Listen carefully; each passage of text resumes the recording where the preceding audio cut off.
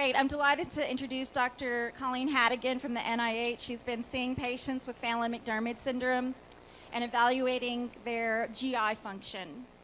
Okay, good morning, everybody. Thank you for showing it. There's a big crowd here this morning, and hopefully we're going to have plenty of time for intense discussion. And thank you for everybody who stopped by the poster. I hope this will be complementary to what you saw in the poster. So just to start off with about gastrointestinal issues with Phelan-McDermid, this isn't news. It certainly isn't news to you living with your children with these issues. But when I came into it and was asked and invited to be able to evaluate the patients who were participating in the natural history study at the NIH, I had to read a little bit. So I found a couple of things describing some of the GI issues. And so certainly there's reports suggesting a high frequency of GI complications, perhaps higher than what you would expect in the general population. And some of these data are things that you've seen before, heard before in other presentations. But in one of the larger studies trying to kind of summarize the frequency of different complaints, with over 201 patients in this one cohort, suggesting that only 24% were toilet trained, even beyond age 3, that gastroesophageal reflux disease, or GERD, was common and it's experienced in up to 42% of patients.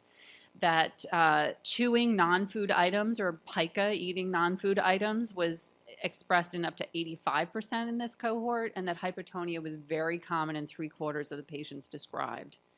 In another study also published in 2014, constipation and diarrhea, either in combination or separate, was also prevalent up to 40%.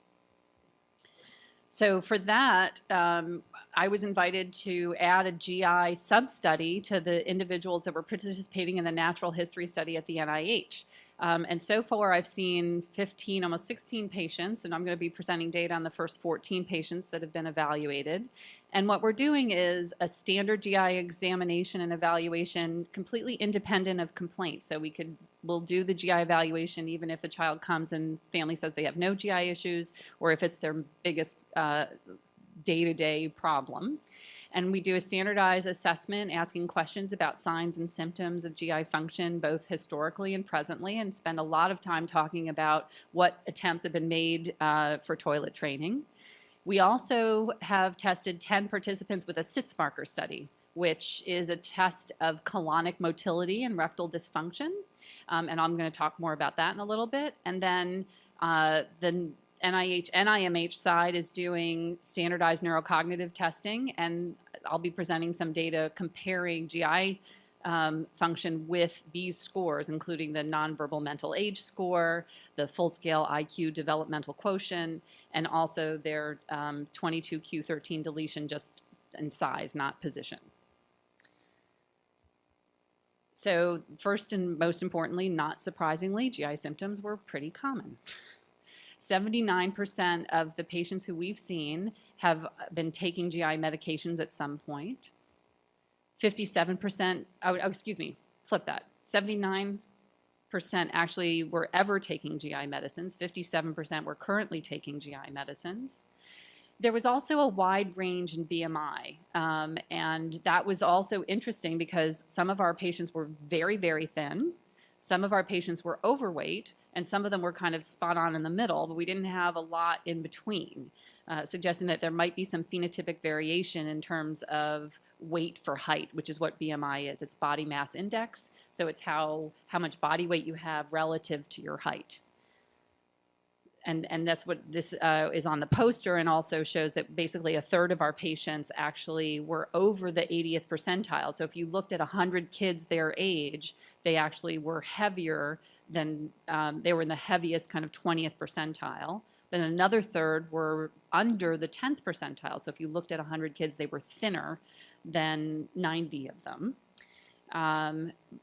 In my cohort, none of the patients were receiving supplemental feeds. And as someone who has seen many children with rare genetic disorders of various kinds, and particularly in, when it's accompanied with developmental or motor disabilities, I was actually anticipating seeing more gastrostomy tubes and other ways of supplemental feeding. And at least in our small cohort, I have not seen many of that, but I've spoken to some of you today and know that there are patients that have issues requiring supplemental feeding.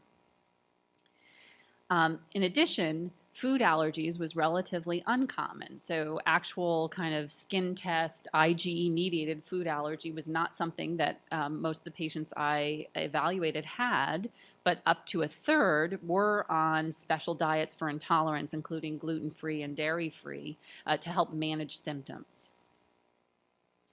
So here's our most common reported GI symptoms. And so constipation was one of the leaders, and we're going to talk about toileting in a little bit. But one of the things that surprised me in doing my assessment, I always start at the mouth and work my way to the end.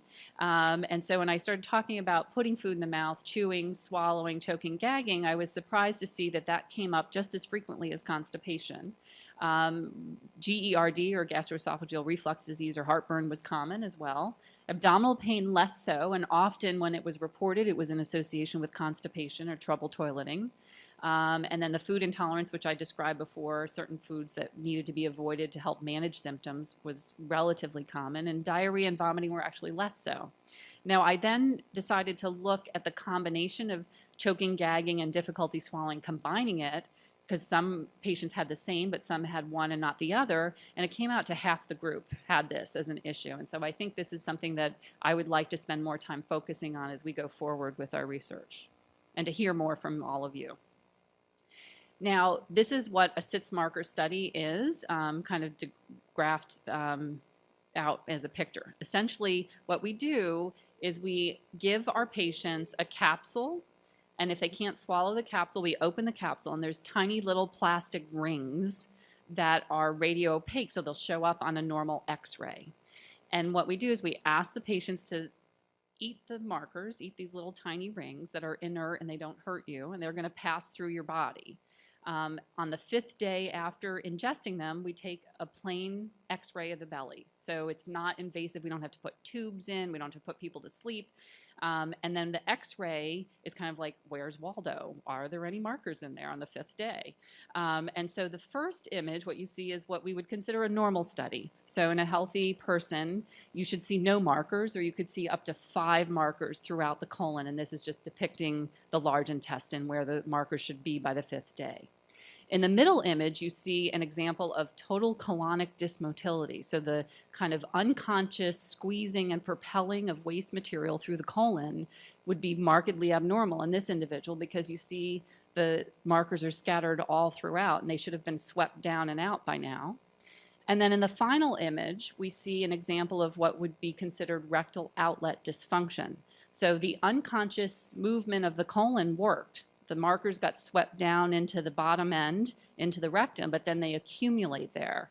Now, this can represent either a behavioral issue. So if a child is stool withholding and has a very large dilated rectum, all the markers could collect there. But it could also be a kind of combination behavioral neurocognitive, where there's impaired sensation or need to defecate or inability to effectively empty the rectum.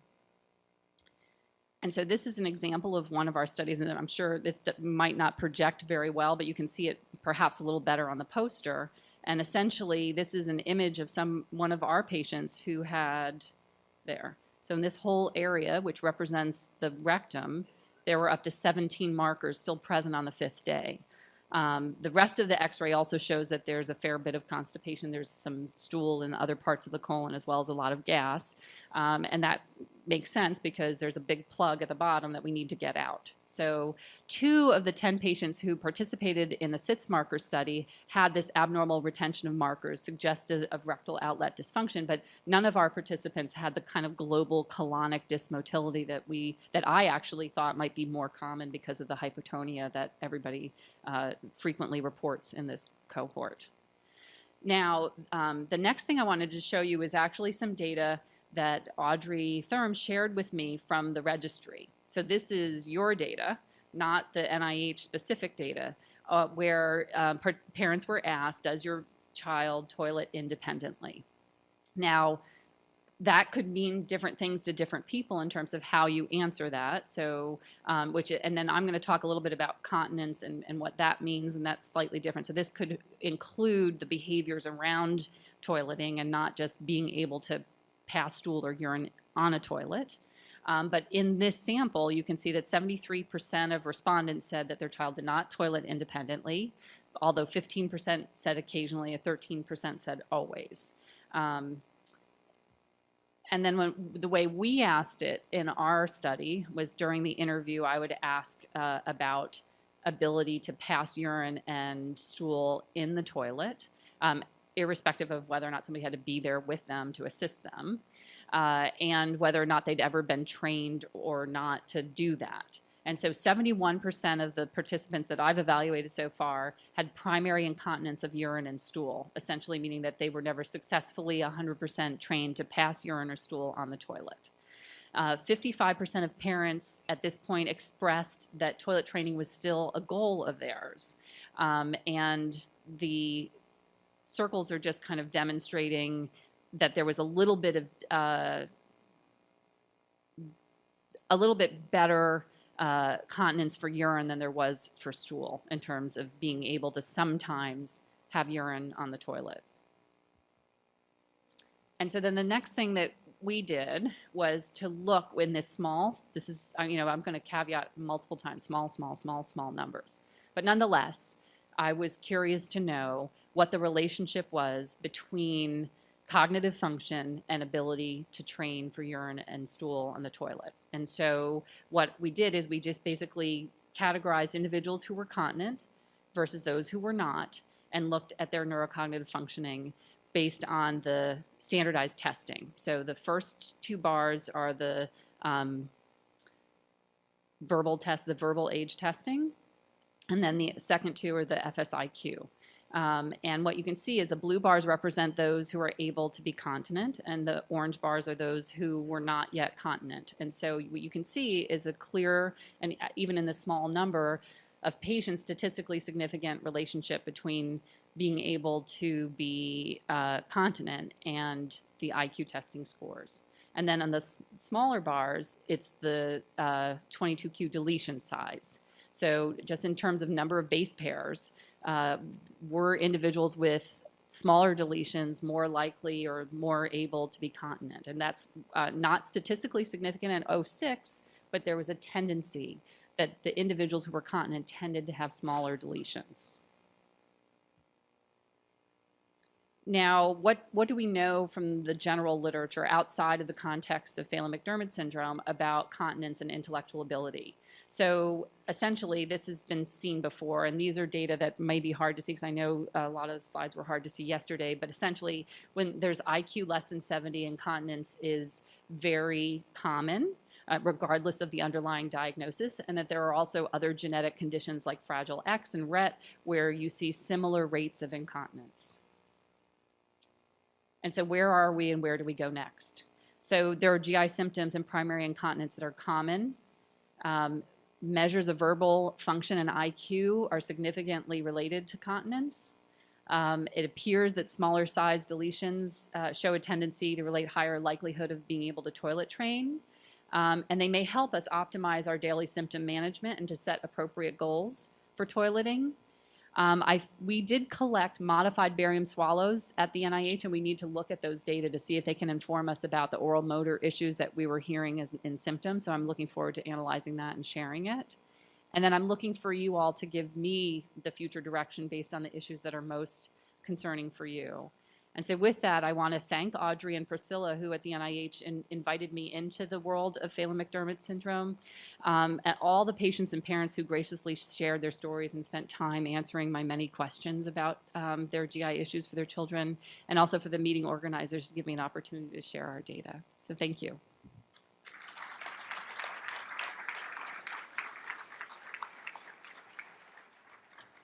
Thank you. Before we start with our roundtable discussions, we have to do a couple things. The first is Shelley is going to make an announcement. Shelley Thompson is one of our mothers. She herself won a prize 2 years ago at our symposium. She submitted, we had a call for family stories, and her story was chosen as the top prize. So she is here to do something very special today. I am here to announce who the winner of our poster session is, and first off to thank all of the researchers for their time and effort and countless hours trying to learn about our children. And the winner of the poster session is Luigi Bucato from Greenwood Genetic Center.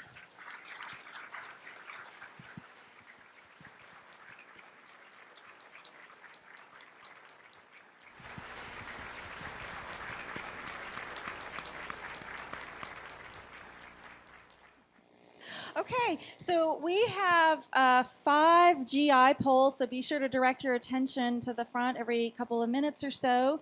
The first one's up. Let's vote.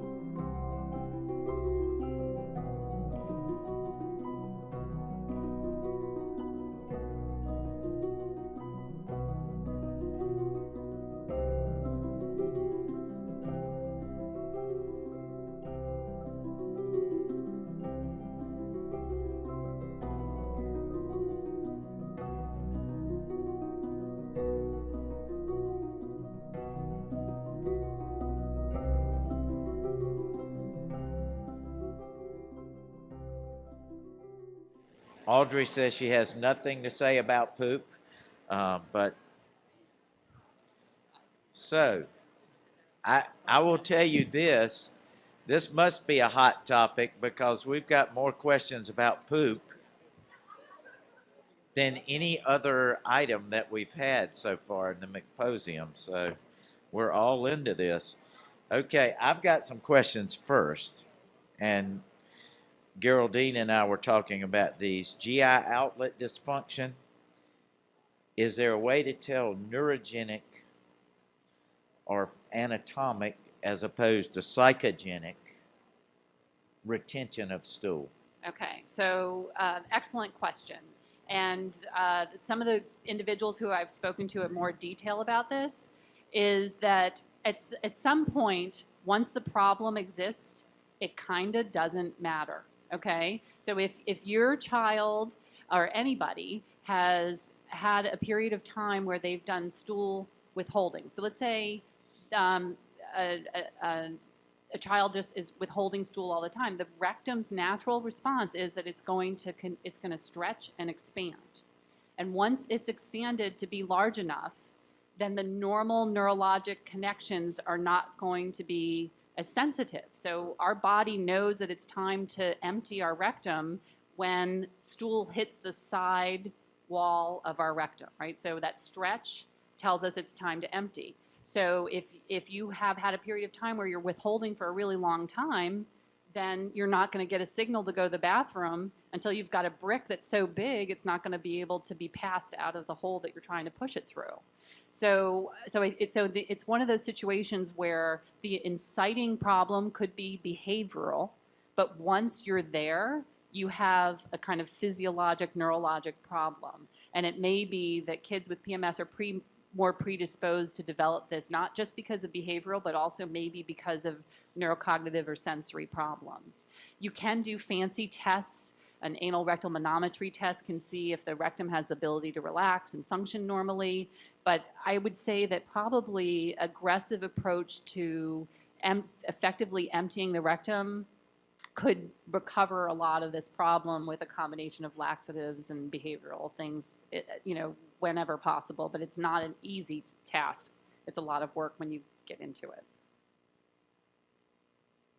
And compared to other, let's say, children who have non-syndromic autism, children who have other genetic diagnoses, do you think there is more of a problem with GI dysfunction, whatever the cause, than in, compare those groups and the kids who have PMS? Right. So I don't think that they're particularly different. And I also think it's really important to recognize that this problem of stool withholding and constipation and outlet dysfunction is also one of the number one problems that children seek GI care for in general in the entire population. So it's like in a GI practice, that could be up to 20% of the patients that you're seeing. So for us to see outlet dysfunction in 20% of our patients, that's Pretty common. pretty common, yeah. And particularly if there was any reason or predisposition for stool withholding behavior. But it's very common, and some of you may have experienced it in your children that don't have Phelan-McDermid syndrome in the past. Okay, we've got a long list of questions here. Fundoplication for reflux. Some kids have had negative outcome from fundoplication, while it has helped others. But to me, that's in general true for kids who have GERD. So I don't know whether we have any data that would say in PMS there's less response or better response. Does anybody have a thought about that? You guys ask tough questions. So yeah, I'd just echo what you just said, which is, so I'm not a fan of fundoplication.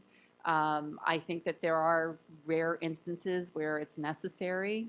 So a fundoplication, just very quickly, this is where you surgically take a piece of the stomach at where the esophagus and the stomach come together, and you create like a tight little wrap. It's called a wrap. So you're essentially taking the connection between the esophagus and the stomach, making it tight so that it's hard for stuff to come up in the opposite direction. And so the reason for doing it would be intractable vomiting or reflux that was really making life impossible. But the problem is if it's too tight, then you can't even burp. And that's not a comfortable feeling either. So I'm not a big fan of it, but I do know that there's medical conditions where it's necessary. And I can tell you, being an old guy like I am, that, boy, fundoplication used to be very common when I was a pediatric residency and early in my practice, but I rarely see kids these days that have a fundoplication because of all the medications that are available and the fact that typically with age it does get better. That gastroesophageal junction seems to tighten, the tone gets better with age, and that the problem, while it may not resolve totally, it certainly improves with time. But the other thing I would say is I did speak with one of the families that has an older affected child, and there are indications in adulthood, like with a large hiatal hernia or other things, where it actually is beneficial. And in those instances too, they don't usually make it as tight, but it can really help. So I don't want to dismiss it completely. And there's a question about how can we be part of your study, Colleen, and then are you guys still accepting patients? I think that's the problem. Well, so we're part of the RDCRN, so I'm sure at some point today, I'm sure Alex is going to talk more about the study and calling the Boston site to check in and then figuring out what site they may go to. Okay. But we're definitely, the RDCRN is still absolutely recruiting in general. Okay. Where do you go for a GI specialist who works in motility testing? And is there a PMS GI guru? And I'm going to say Colleen's probably the guru right now. So, and if you go to your pediatric gastroenterologist, even in a large children's hospital, they probably will never have seen a child with PMS. So, I don't think you're going to find, quote, that expert locally. You've all had to educate your pediatrician about PMS. Everybody who's had to educate their pediatrician or primary care physician, raise your hand. Okay, good. So you've also probably had to educate your geneticist about PMS. How many of you have had to educate your geneticist? Okay. All right, see, we do not know everything. So I would, just the other corollary to that question though, I would be happy to speak to any gastroenterologist seeing your child. You could just say, call Dr. Hadigan at the NIH. I'm the only Hadigan there, so, Right. And I answer my phone. If you've seen Annie, I think, this is no offense to you, but if you've seen Annie, I think of Mrs. Hannigan, so. I'm not a Little Miss Hannigan. No, It's Hannigan with a D. you don't run an orphanage or anything. Okay. Okay. Questions about probiotics, whether they may help. I guess the opposite would be, can they hurt? Is there any use for these? Will that affect bowel movements? Should certain foods be avoided to prevent constipation or retention of stool? So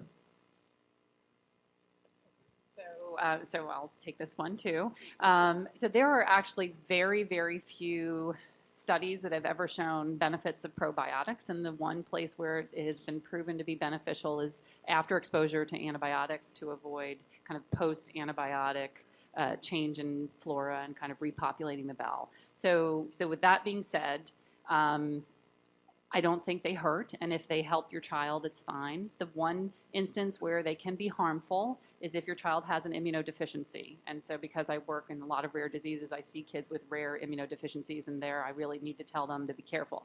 And the reason why I say that is there's no regulation of what is in a probiotic. There was a really good study performed out of Canada where they sampled like 100 different probiotics. 25% of them had nothing in them. They found no active live anything in the probiotic. 25% had what they said on the label, and the other 50% was some mix where there'd be something in there that wasn't on the label and other things that were on the label. So I caution you that you don't necessarily know what you're getting when you're taking it, and there's no regulation on it, and we don't know which parts of probiotics are better than others.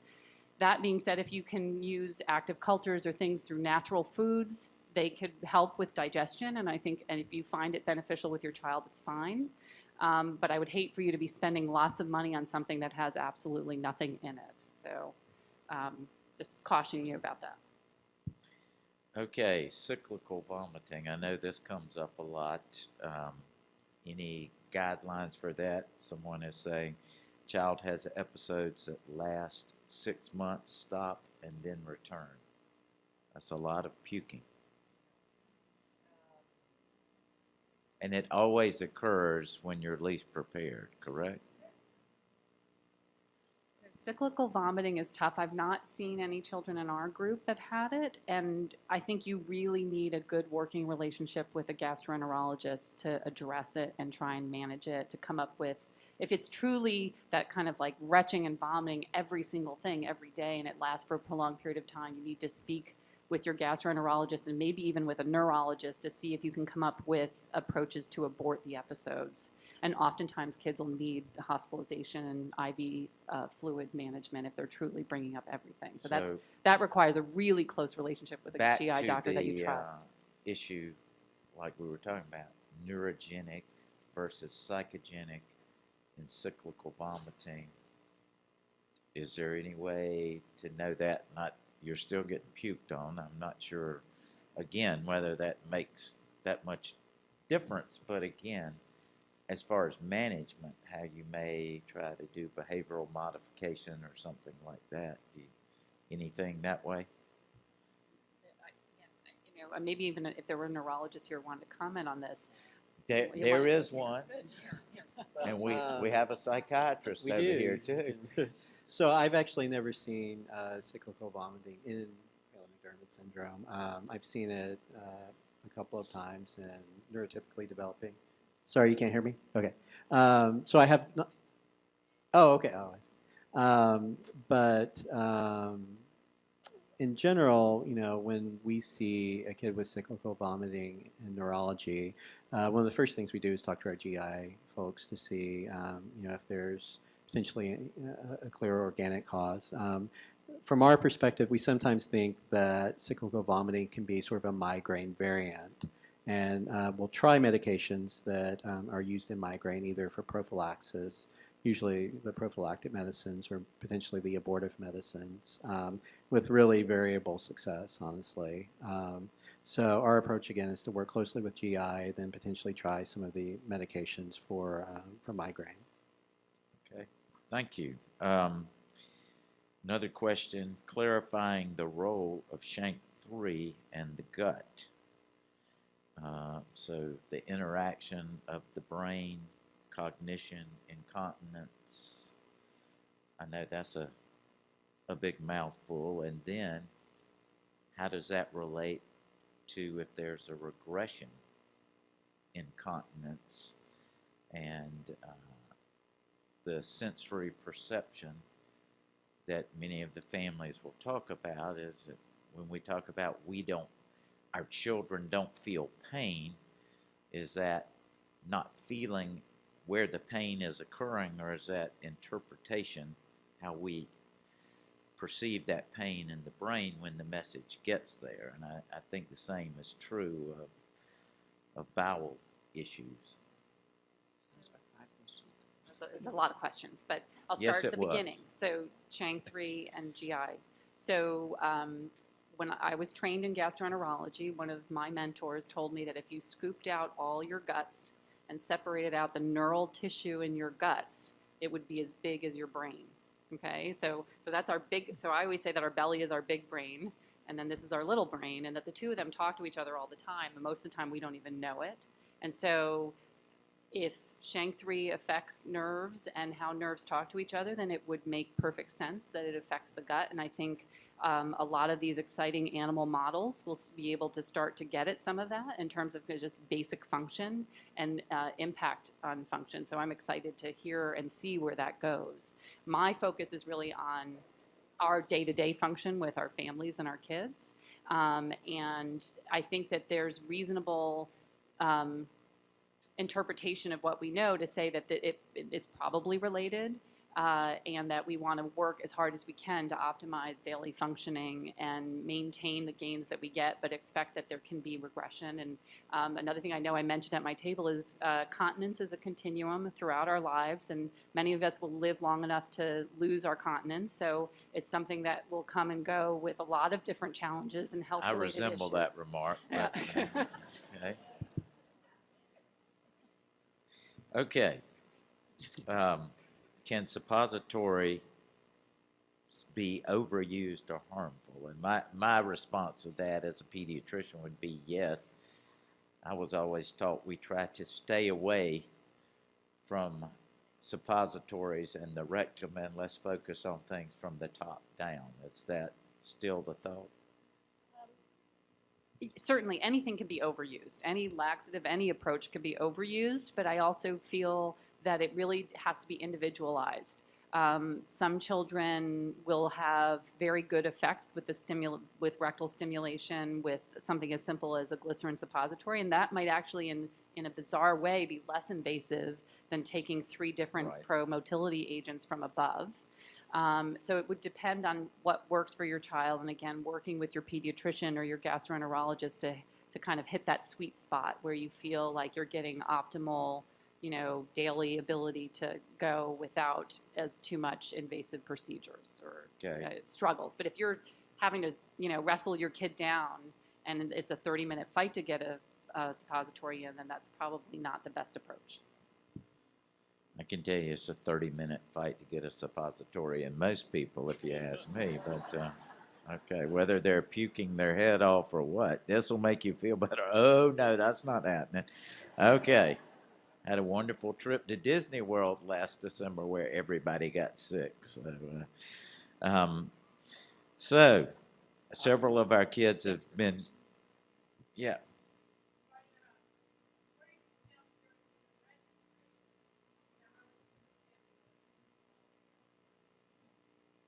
Out of 400, right? Okay.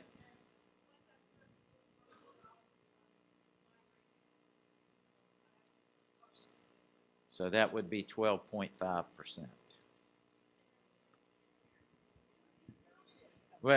What Megan was saying, that on the registry, out of over 400 families, there are 50 or a little bit more who have reported cyclical vomiting.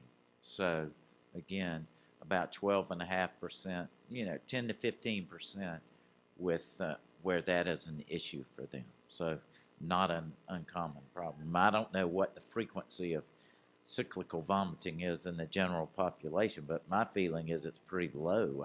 It is pretty low, but it's also poorly understood. So this could be an opportunity to understand it better because we don't even understand, in the general population, we don't understand what causes cyclic vomiting. So something, if we could look at that subset and study, it might be helpful. And several kids at our table have been given a mitochondrial diagnosis because of GI issues as one of their presentations. Can you elaborate? Let me say, many times, if you have a metabolic geneticist, it is very difficult to prove mitochondrial disease without a muscle biopsy or some other functional study. And just because there's some mitochondrial dysfunction there doesn't mean there's a primary mitochondrial problem. There can always be secondary effects on the mitochondria. So I think we have to be cautious about saying someone has a mitochondrial disease, because I think we all, as we get older, probably part of our issues with our brain, our bowels, as we get older, have to do with mitochondrial dysfunction and decreased energy production. So, does anybody want to touch that one? Our neurologist is going to jump on that. Go, Jim. Sure. So actually, I've heard this quite frequently, where a patient with Phelan-McDermid syndrome has been given a diagnosis of a mitochondrial disorder, and I'll pretty much just echo what you said, which is I've actually, even though I've seen patients that have received that diagnosis, I don't think I've actually ever seen a laboratory result that, to me, clearly showed that the patient had a primary mitochondrial disorder. I think it's sort of, like you said, based on the constellation of symptoms. And it's often when, well, I don't really know what's going on, so kind of fits with mitochondrial disorder, so I'll say that's what you have. Now, it's certainly possible that deficiency of SHANK3 results in some sort of mitochondrial or other deficient, genes in the deletion. or other genes, sure. That it could potentially cause some sort of secondary mitochondrial dysfunction that we don't really understand. But I agree with you. I think you have to be cautious to say that if you're saying your child has a mitochondrial disorder, is that because there's a laboratory value that clearly shows a primary mitochondrial disorder versus sort of a constellation of symptoms and then some mild laboratory values, perhaps from a muscle biopsy, that suggests some degree of mitochondrial dysfunction. And I think there are a number of individuals, even neurotypically developing kids, that could, if you did muscle biopsies on them, you could see some degree of mitochondrial dysfunction that do not have really a primary mitochondrial disorder. That's always been my thought. And if your lactate and your pyruvate, two things markers we use to determine mitochondrial function, if those are normal, I've got to say most metabolic geneticists are going to say, well, this isn't a primary mitochondrial problem. Not that there can't be mitochondrial dysfunction, we just have no evidence to hang our hat on to say, gee, you need to be on coenzyme Q10 or carnitine or both. So I think that's a difficult thing to pin down. And I think we'll wrap this up because our next group is coming up. Thank you for all the questions.